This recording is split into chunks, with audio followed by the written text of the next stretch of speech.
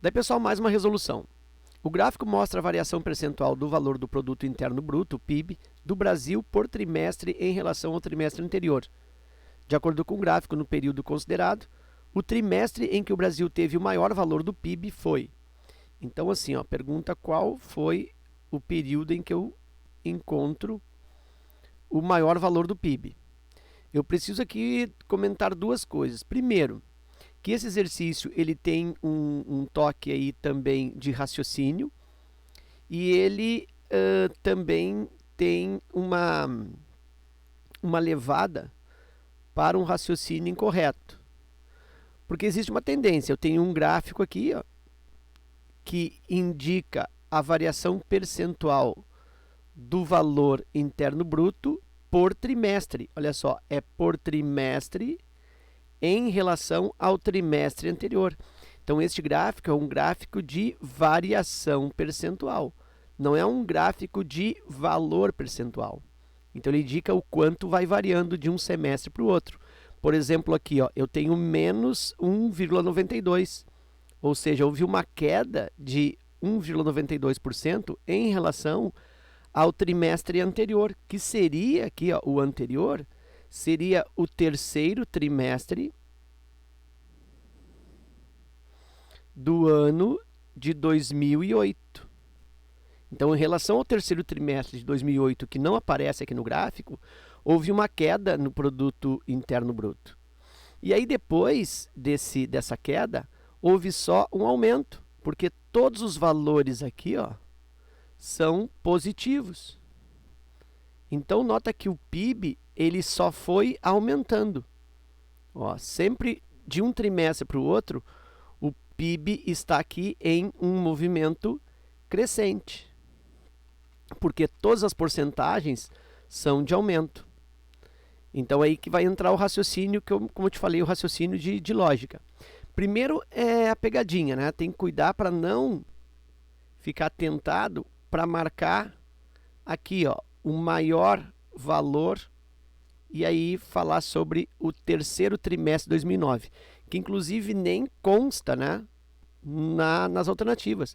O terceiro trimestre de 2009 nem conta que se tivesse, muita gente marcaria, porque é o valor mais alto, né? Mas esse valor se refere à variação percentual e não ao valor absoluto ou valor nominal. Então tem que ficar atento quanto a isso.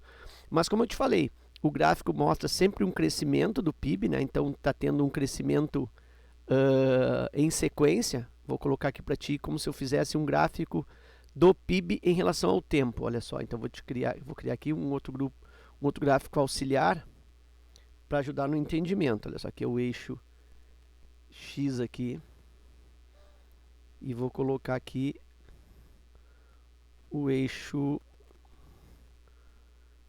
vertical Y, tá?